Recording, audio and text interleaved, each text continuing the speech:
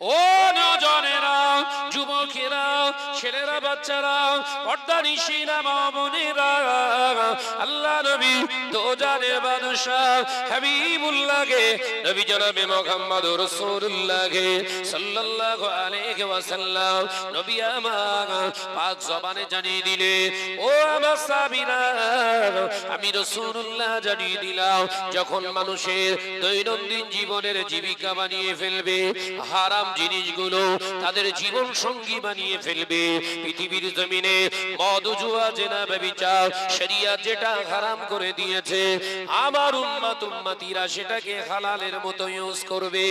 আমার আল্লাহ ওই জালেম উম্মতগুলোকে পিটিয়ে শায়েস্তা করার জন্য আমার আল্লাহ জালেম সরকার নিযুক্ত করে দেবে। জান শাসন বাজারে যা লটারি নিয়ে বসে রয়েছে, যদি 100 জন লটারি কাটে, তার ভিতরে 99 জন মোল্লার বাচ্চা। এই কথা বলছে না কেন? এর বিরুদ্ধে হুজুররা আওয়াজ করবে না, দাওয়াত হবে না তো।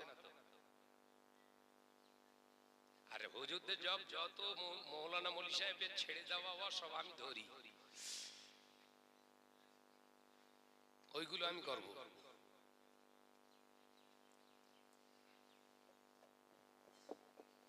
যে মুসলমানটা লটারি কাটলো, মুসলমানটা লটারি কাটলো, ও আর মুসলমান থাকলো না, আল্লাহর সঙ্গে তার সে দুশ্মনী তৈরি করলো, রাসূলুল্লাহর সঙ্গে তার দুশ্মনী হয়ে গেল। ওই অবস্থায় বিনা তওবায় মারা গেলে ওর জানাজা নামাজটা কোনো মুমিন নামাজি মুসল্লিরা আদায় করতে পারে না। এই শুনছেন?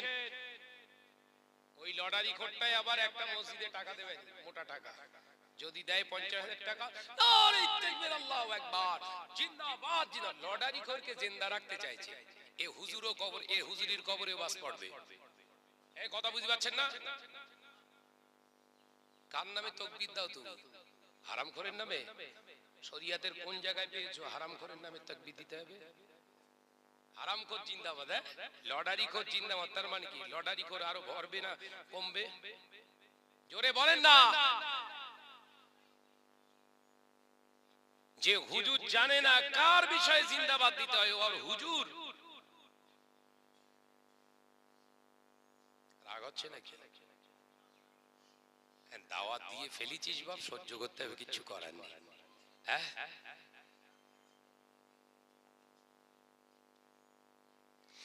এ নজনেরা, হানাফি মাযহাবের টপ র্যাঙ্কের ফতোয়ার কিতাব, কিতাবটার নাম হলো রুদ্দুল মুহতার।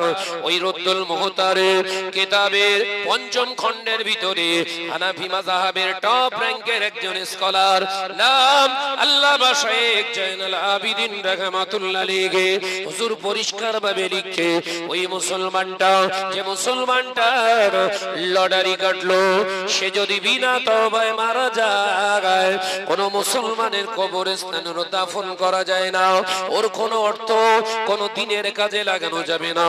আমি আল্লাহ রাসূলের হাদিসকে সামনে নিয়ে আলোচনা করছি।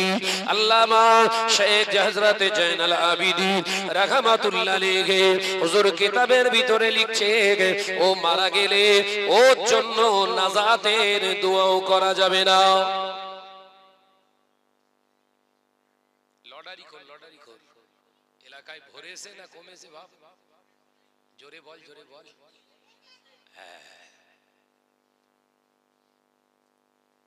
75 টাকায় 1 কোটি টাকা, ওরে বাপ রে বাপ। তোর হাত দুটো কেটে ফেল, তোর পা দুটো কেটে ফেল, তোর চোখ দুটো উপড়ে দে, দে এবার লটারি কাট। কথা বুঝতে পারেননি? তোর দুটো সুস্থ হাত দিয়েছে খেটে খাওয়ার জন্য, চোখ দিয়েছে হালাল হারাম বেঁচে খাওয়ার জন্য, পা দিয়েছে পৃথিবীর জমিনে বিচরণ করার জন্য, হালাল রাস্তায় দৌড়ানোর জন্য, লটারি কাটার জন্য। তাহলে লটারি কাটাই যদি তোর কাম্য হয়, দুটো চোখ তোল, হাত দুটো কেটে ফেল, পা দুটো কেটে ফেল। কথা বুঝতে পারছেন না নাকি? মুসলমান দাবি করো, আবার কবরে ঢোকানোর সময় বিসমিল্লাহি ওয়ালা মিল্লাতে রাসূলিল্লাহ, ফেরেশতারা বলছে বুঝতে পেরেছি, রেখে যে আমরা চেক করলো ভালো। দেখে যা, তুলোর মতো ওড়াবো, তুই দেখে যা না। 40 কদম যেতে আমরা একবার চাপা দে, কোন রকম শহর মাত দেখ।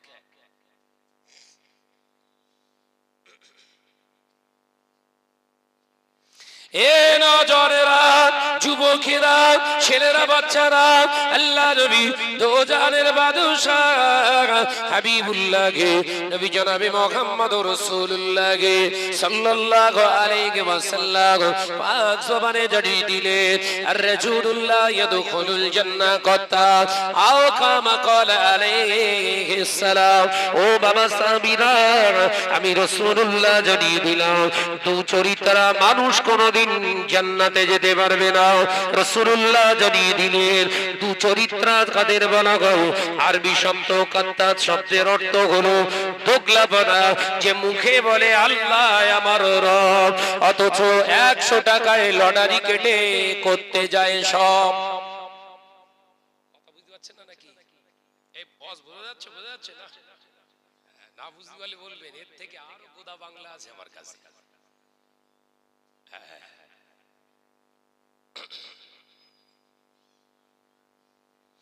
এ নজরেরা, একটু ঘুরিয়ে দেন, এই সবাই চিল্লাবেন, আমি আমি আমি বুঝতে পেরেছি সমস্যা হচ্ছে। এই বক্সটা একটু ঘুরিয়ে দেন, ভলিউম কমাতে হবে। বক্সটা একটু ঘোরা নয়, সব মনে হচ্ছে ভলিউম কমাবে। মরবি মত তুই নাকি? হ্যাঁ, একটু হালকা ওদিক ঘুরিয়ে দিলেই হবে, কানে লাগছে।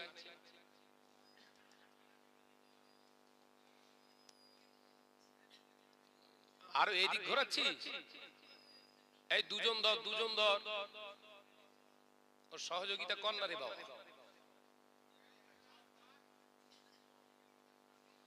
দুজনা ধর, এরা কি দেখতে পায় না কি হারা? ওদের সুবিধার জন্য করছে, ওর চুপ দাঁড়িয়ে রয়েছে।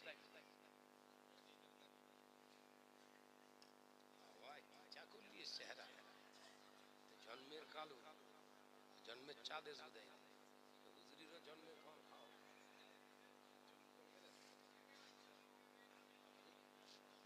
মিষ্টি যা দিয়েছে, চা পাতা এরকম দিয়ে।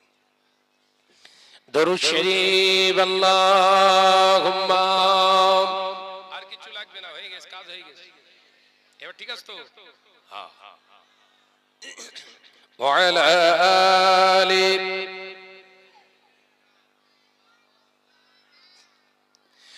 ও নজনেরা, যুবকেরা, ছেলেরা, বাচ্চারা, পর্দানিশীনা মা ও বোনেরা, তাই যে মুসলমানটা দাবি করে আমি মুসলমান, আমান্তু বিল্লাহি ওয়া মালাইকাতিহি ওয়া কুতুবিহি ওয়া রুসুলিহি ওয়াল ইয়াউমিল আখির, ও বাবাজি শুনে রেখে দেখ, আল্লাহকে যে বিশ্বাস করে, আল্লাহ আমার রব, আল্লাহ আমার সব, ওই ব্যক্তিটা কখনো তকদিরকে অস্বীকার করে লটারির প্রতি বিশ্বাস আনতে পারে না।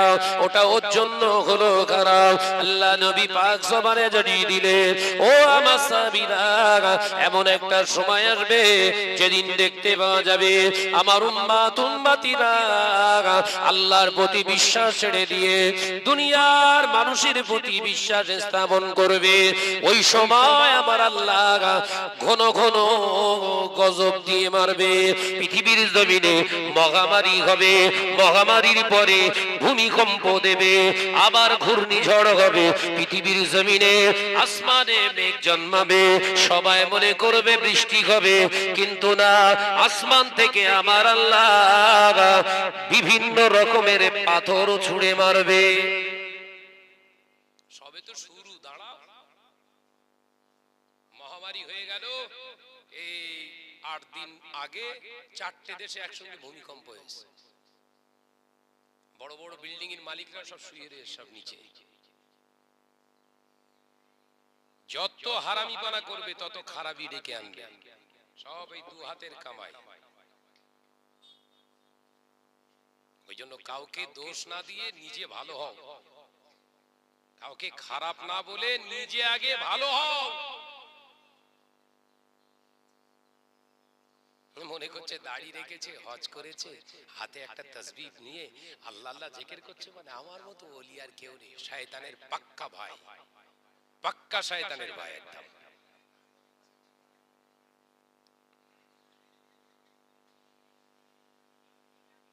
হ্যাঁ শোনা যাচ্ছে না?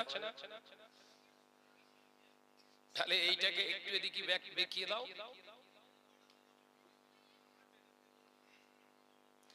ও নজনেরা, এই তো ভালো হচ্ছে তো, এর পরেও লাগবে? কানের দোষ হবে রে বাপ, স্লো ভাবে শোন। নজনেরা, যুবকেরা, ছেলেরা, বাচ্চারা, পর্দানিশিনা মা ও বোনেরা, আলোচনা বোঝার চেষ্টা করে।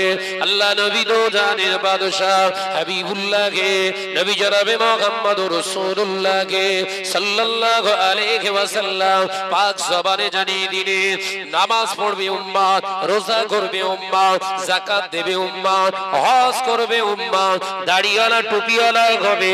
ও আমার সাহাবীরা, তারা বড় বড় লেবাস আমি রাসূলুল্লাহ থেকে ভালো লেবাস তারা পরিধান করবে, কিন্তু তাদের অন্তরটা হবে হিংস্র জন্তুর জানোয়ারের থেকে খারাপ।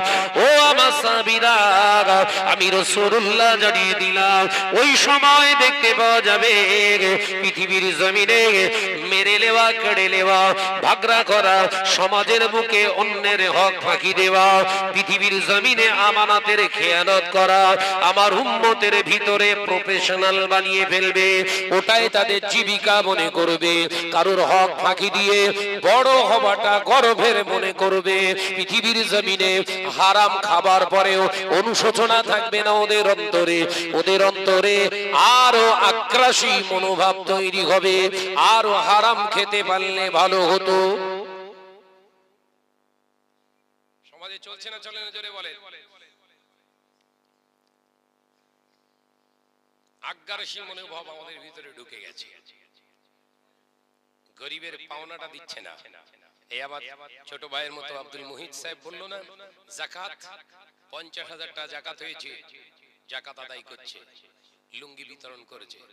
তো যাকাতের মুখে ঝেঁটা মার, কে তোকে বলেছে সব যাকাত দিতে? যাকাত দেওয়ার সিস্টেম ভাই কতটা বলেছে আমি জানি না, শোনেন। যাকাত দেওয়ার প্রসেস হলো, আমি শাহনাজের 50,000 টাকা যাকাত হলে এই যাকাতের টাকা কোনো গরিব আমাদের বাড়িতে নিতে আসবে না, আমাকে যেতে হবে গরিবের বাড়ি, কারণ ওর টাকা আমার কাছে। এই কথা বুঝতে পারছেন না নাকি? বোঝা যাচ্ছে? গরিব আমার বাড়িতে আসবে না, গরিবের বাড়ি আমি যাব। ভাই এলে ভাই তোর টাকা, এইটা হচ্ছে হক। পুরো সব উল্টো। আবার বলছে মুসলমান মুসলমান, গরুর গোশ খাচ্ছে, বুঝাচ্ছেন না? ওইটাই ধরে রেখেছে মুসলমান। ও কুকুরিও খায়, গরুর গোশ কুকুরি খায় না? যে কুকুরও যদি দাবি করে আমিও মুসলমান, তো কুকুরের থেকে তোর পার্থক্য কি হলো? গরুর গোস্তের ভিতর ঈমান খুঁজতেছ? হকের ভিতরে ঈমান আছে, হক।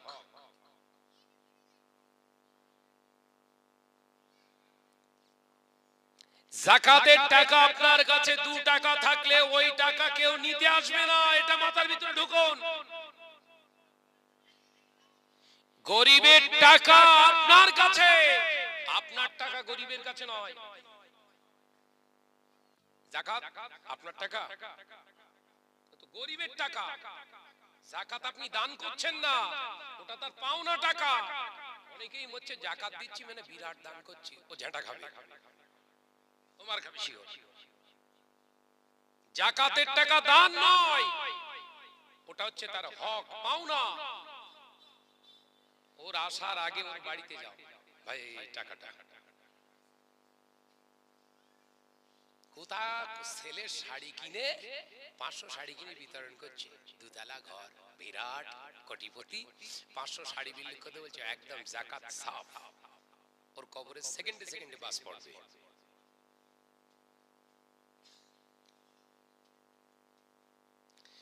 এ নজনেরা, যুবকেরা, ছেলেরা, বাচ্চারা, পর্দানিশিনা মা ও বোনেরা, আল্লাহ নবী পাক জবানে জানিয়ে দিলেন আল্লাহর কোরআন থেকে, ওয়ালা ইয়াহুদ্দু আলা তাআমিল মিসকিন।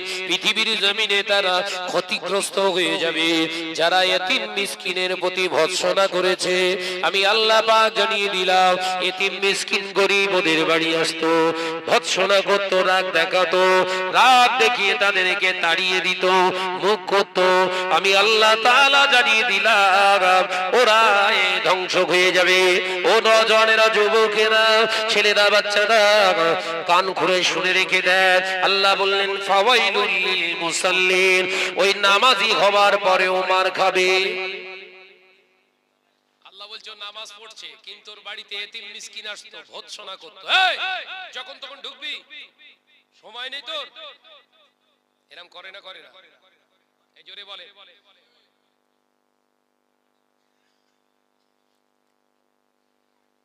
আল্লাহ বলছে ও নামাজ পড়লেও মার খাবে। নামাজ বাঁচতে পারছে? কথা বলেন না। নামাজ বাঁচাতে পারছে? ওই তো আল্লাহ বলছে নামাজ পড়ার পরেও মার খাবে। এ নওজওয়ানেরা, এটা রজব, আজকে রজবের 26 তারিখ চলছে, ঠিক আসরের পরে 27 তারিখ পড়ে যাবে। যে রজবের 27 তারিখের রাতে আমার আল্লাহ খুশি করে নামাজ দিয়েছিলেন নবীর উম্মতদের জন্য, আমার আপনার জন্য নামাজকে আল্লাহ উপহার স্বরূপ দিয়েছিলেন। এই রজব মাসের 27 তারিখে মেরাজ হয়েছিলেন, ঊর্ধ্বগমন, আল্লাহর সঙ্গে তার হাবিবের মুআমেলাত হয়েছিল। এই রাতে আমার আল্লাহ পাক হাবিবকে জানিয়েছিলেন, হাবিব, এই নামাজকে উম্মতের জন্য উপহার স্বরূপ দিলাম। আপনি আমার সঙ্গে দিদার করেছেন, সাক্ষাৎ করেছেন, মুআমেলাত, কথোপকথন করলেন। আপনার মনের ভিতরে চায় আপনার উম্মত যেন আমার সঙ্গে কথা বলে।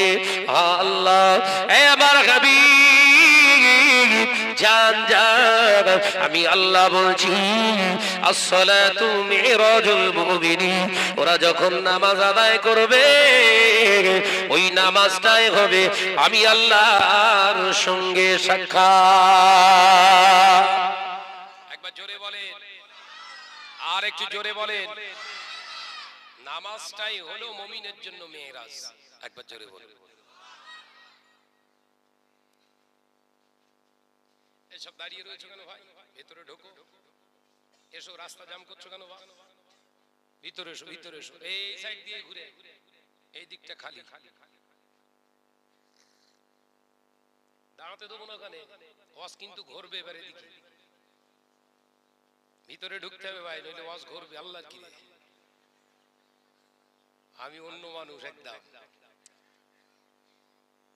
কোন রকম ছেড়ে দিয়ে কোনো কারবার হবে না। কথা ঠিক না ভুল জোরে বলে। ইসলাম শেখায় ডিসিপ্লিন, আদব। যার ভিতরে আদব নেই ওর ভিতরে ঈমান নেই, যার ভিতরে ঈমান নেই ওর জীবনে কোনো আমল নেই। মাথার ভিতরে ঢুকিয়ে নেন কথাটা। ইসলাম শেখায় আদব, আদবে আসে ঈমান, ঈমানের উপরে তৈরি হয় আমল, আমলে পাওয়া যায় নাজাত। একবার জোরে বলুন, একবার জোরে বলুন। ও নওজওয়ানেরা, যুবকেরা, ছেলেরা, বাচ্চারা, পর্দানিশীনা মা বোনেরা, আল্লাহ নবী দোজানের বাদশা হাবিবুল্লাহকে, নবী জনাবে মুহাম্মদুর রাসূলুল্লাহকে সাল্লাল্লাহু আলাইহি ওয়াসাল্লাম নবী আমার পাক জবানে জানিয়ে দিলেন, ও আমার সাহাবীরা, আমার আল্লাহ বললেন, হাবিব, হাবিব, আপনি আমার কাছে এসেছেন, কি আমার জন্য এনেছেন? দোস্ত দোস্তের জন্য কি এনেছে? আল্লাহ নবী ওই সময় বলেছিলেন, আত্তাহিয়াতু লিল্লাহি ওয়াসসালাম। সুবহানাল্লাহ বলে। আল্লাহর সঙ্গে প্রথম সাক্ষাতে রাসূল কথা বলছে। আমরা নামাজে আত্তাহিয়াত পড়ি না? আল্লাহর সঙ্গে কথা বলা। একবার জোরে বলুন। এই আল্লাহর সঙ্গে কথা বলনে वाला মানুষটা কখনো চগলখুরি করতে পারে? এই চুপ করে যেন কেন? মিথ্যা কথা বলতে পারে, জোর চুরি করতে পারে, জিনা ব্যভিচার করতে পারে, সুদের টাকা খাবে, ঘুষের টাকা খাবে, গাজার কোল কেনে দৌড়দৌড়ি করবে? অসম্ভব। আল্লাহর সঙ্গে কথা বলে। কি ছেড়ে যাচ্ছে আমাদের জীবনে? নামাজ আছে, সব আছে। আত্তাহিয়াতু লিল্লাহি ওয়াস সালাওয়াতু আত-তাইয়্যিবাত। হে আল্লাহ, আমার তরফ থেকে আপনার প্রতি সমস্ত আমার আল্লাহর সমস্ত করুণা, আমার আল্লাহর সমস্ত আমার তরফ থেকে, আমি রাসূলুল্লাহর তরফ থেকে সব কিছু, সব কর্মজীবন, যজ্ঞ, সমস্ত কিছু আমার আল্লাহর জন্য। একবার জোরে বলুন, আমার তরফ থেকে এটাই হলো নজরানা। বন্ধুর নজরানা দিচ্ছে, বন্ধু দেবে না? এবার আল্লাহ বলছে, আসসালামু আলাইকা ইয়া আইয়ুহান নাবিয়্যু রাহমাতুল্লাহি ওয়া বারাকাতুহু। التحيات لله والصلوات والطيبات السلام عليك أيها النبي ورحمة الله وبركاته। কিতাবের ভিতরে শব্দটা এসেছে বাবা, আল্লাহ বললেন হাবিব, আমি আমার তরফ থেকে, আমি আল্লাহর পক্ষ থেকে আমার সমস্ত রহমতের দরওয়াজা আমার হাবিবের জন্য খুলে দিলাম। সুবহানাল্লাহ বলে।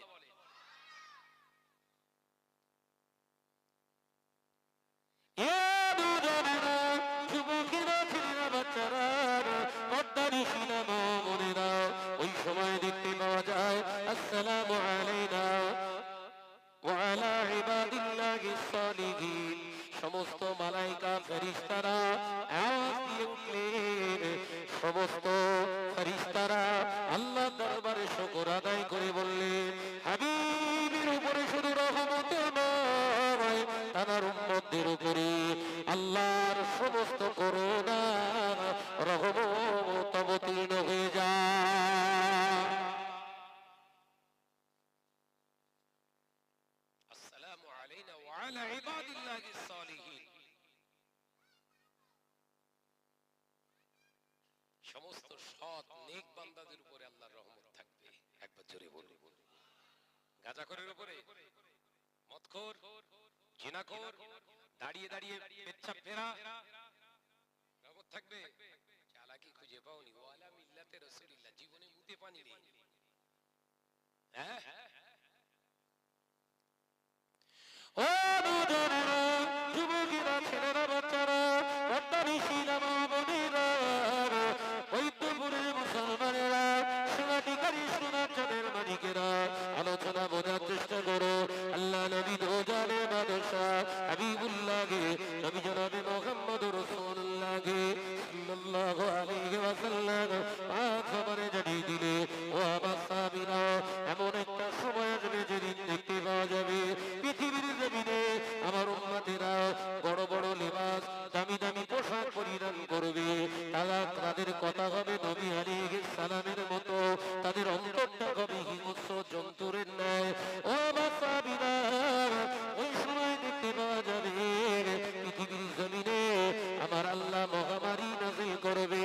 ও বাবা সাহাবীরা, ওই সময় আলেম সমাজের বুকে থাকবে, আমল থাকবে না।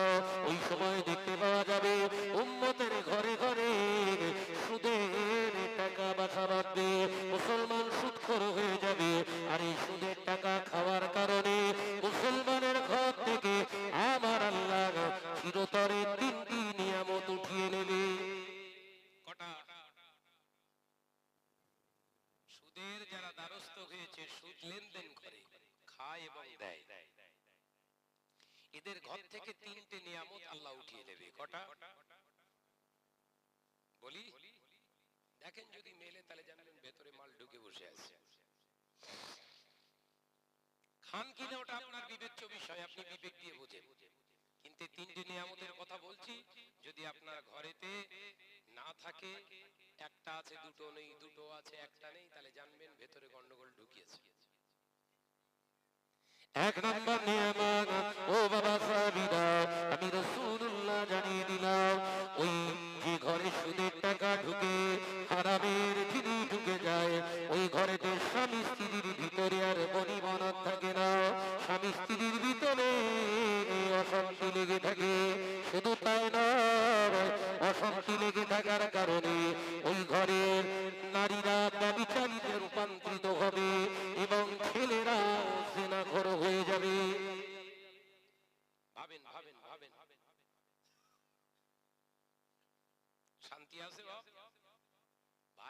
দিকে এমন করে তাকা যেন মনে হয় একটু মার্ডার করলে ভালো হয়। কথা বলছেন না কেন? ভাবি ভাত দেওয়ার সময় ভাইয়ের দিকে থালায় ঠেলে দেয়, যেন মনে হচ্ছে আসামির দিকে ভাত ঠেলে দিচ্ছে। আছে মহব্বত, আছে বাপ, মহব্বত থাকবে কি করে? হারাম ঢুকিয়ে ফেলেছেন ঘরে। দ্বিতীয় নম্বর রাসূলুল্লাহ জানিয়ে দিলেন, ও বাবা সাহাবীরা, যে ঘরের ভিতরে সুদের টাকা ঢোকে, হারামের টাকা ঢুকে যায়, ওই ঘরেতে আবার আল্লাহর রহমত থাকে না। আল্লাহর রহমত না থাকার কারণে ওই ঘরেতে আমার আল্লাহ তাআলার রহমত না থাকার কারণে ওই ঘরটায় সদা সর্বদা বিভিন্ন রকমের বালা মুসিবতে জর্জরিত হয়। ওই ঘরেতে রহমত না থাকার কারণে বিভিন্ন রকমের অশান্তির সঙ্গে রোগ ঝামেলা জড়িত হয়ে যায়। মানুষের হৃদয় আর শান্তিতে থাকবে না, তাদের নিয়ামতি ঘুমটাও পর্যন্ত তাদের চোখের থেকে উঠে যাবে। ঘুম হয় সব রাত্রে, ভালো ঘুম হয় বাপ। দোষ ওর না বাপ, বকো না বাপ, ওর দোষ না। কলা গাছে আপেল হবে না বাপ, কলাই হবে। হ্যাঁ, হিমসাগর গাছে ল্যাংড়া হয়? বল না, গরম করিস নি, বল। সব ঠিক আছে, হ্যাঁ হ্যাঁ ঠিক আছে। তাহলে দুটো নিয়ামত উঠে গেল। তৃতীয় নম্বর, মিলছে মিলছে, জীবনের সঙ্গে মিলছে, তাহলে জানবেন হারামের সঙ্গে আপনার সম্পর্ক খুব ভালো হয়েছে, খুব ভালো হয়ে আছে। তৃতীয় নম্বর হলো নিয়ামত।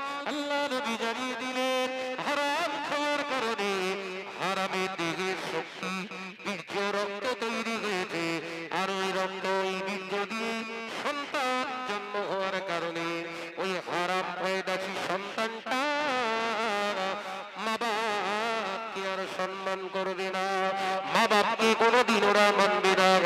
হারাম টাকা, খারাপ হওয়ার কারণে এই বড় তিনটি নিয়ামত ওর জীবন থেকে আল্লাহ উঠিয়ে নেবে। এলাকায় জলসা করতে গেলেই শুধু বলে, হুজুর বাপ মার সম্মান নিয়ে একটু জলসা করে। কত বড় বাপ মা, বললে জলসা করতে হবে। ছেলেকে মানুষ করেছো, মেয়েকে মানুষ করেছো, বা আপনার ছেলে আপনার মেয়ে আপনার অবাধ্যতার কারণ আপনি আল্লাহর হুকুম অবাধ্য করেছেন। এ কথা বুঝতে পারছেন না নাকি? আপনি আল্লাহর রুলস কে ভায়োলেশন করেছেন। দুনিয়ার জমিনে তার নমুনা, আপনার ছেলে আপনার কথা শুনবে না। আপনার মেয়েকে বলবেন 1 ও 3 করে দেখাবে, যাবে শাসনে প্রাইভেট টিউশনির নাম করে ওই ইকো পার্কে যে বসে থাকবে। কথা বোঝে না। ছেলেটা যাবে ওই সোনাটিকারি মোড়ে যাবার নাম করে চৌমুয়া চায়ের দোকানে যে মেয়ে বসে থাকবে। হয় না? হয় না? হয় না? চা দিব এখান থেকে একটু করে খা। কত দুধ দিবি দে, মাকে বল একদম টোটাল দুধের চা করে খাওয়া হচ্ছে রে। এই চৌমুয়া ফাঁকা জায়গা, হাজার হাজার খরিদ্দার, চা বিক্রি হচ্ছে কম, চায়ের সঙ্গে টাটা ফ্রি। যাও, আমার তো ফেরাই যাওয়া পড়ে এই রাস্তায়, আমি তো ফেরাই যাতায়াত করি, দেখি শুধু চা খাচ্ছে না টা। ভিতরে এসো।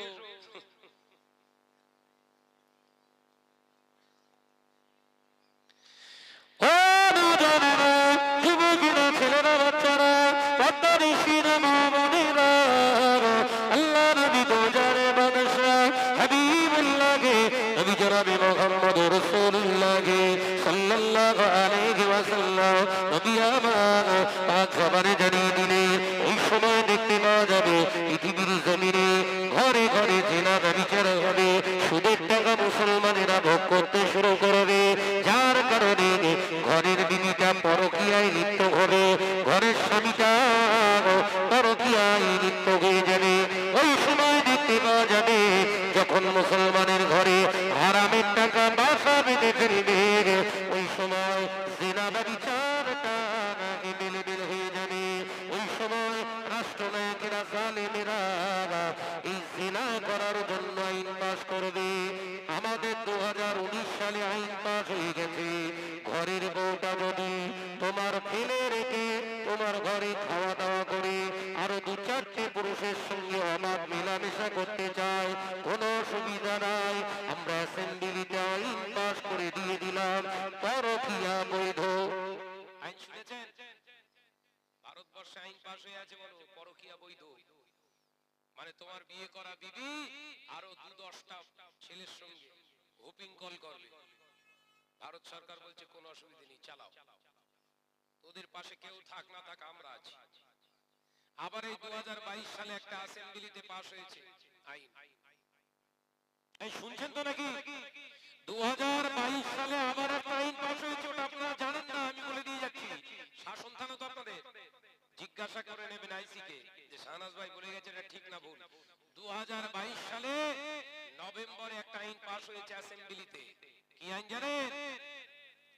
এই পরকীয়া করার পরে যদি অবৈধ সন্তান পেটে আসে, আপনার মেয়ে বিয়ে হয়নি, আপনার মেয়ের পেটে যদি সন্তান আসে, ওই মেয়েটা যদি বলে আমার এই সন্তান আমি নেব, নিতে পারে। কথা বোঝাতে পারলাম না? অবৈধ গর্ভ ধারণ করা বৈধ, আইন পাস হয়েছে। 1444 বছর আগে রাসূলুল্লাহ বললেন, এই হাদিস খেয়াল করছেন তো নাকি?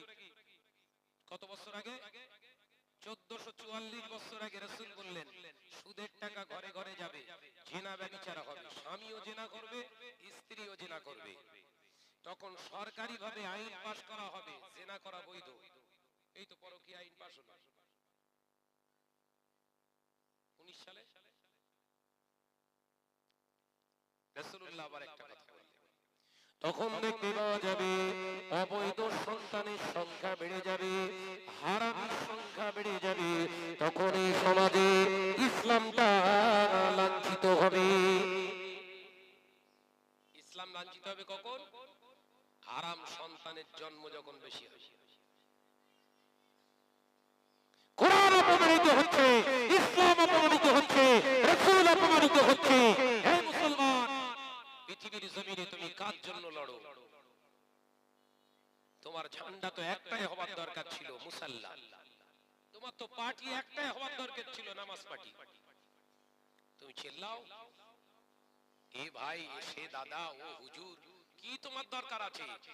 একটার দিকেই ছোট, আজান হলি নামাজের মুসাল্লালে দৌড়ো।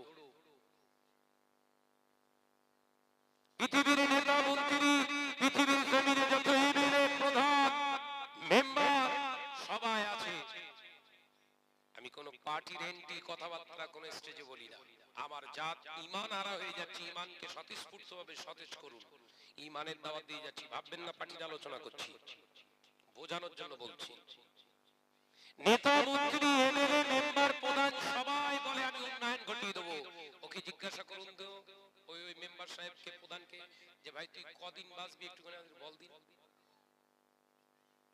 কথা বলছেন না কেন? মন্ত্রীকে বলুন, প্রধানমন্ত্রীকে বলুন, রাষ্ট্রপতিকে বলুন, স্বরাষ্ট্রমন্ত্রী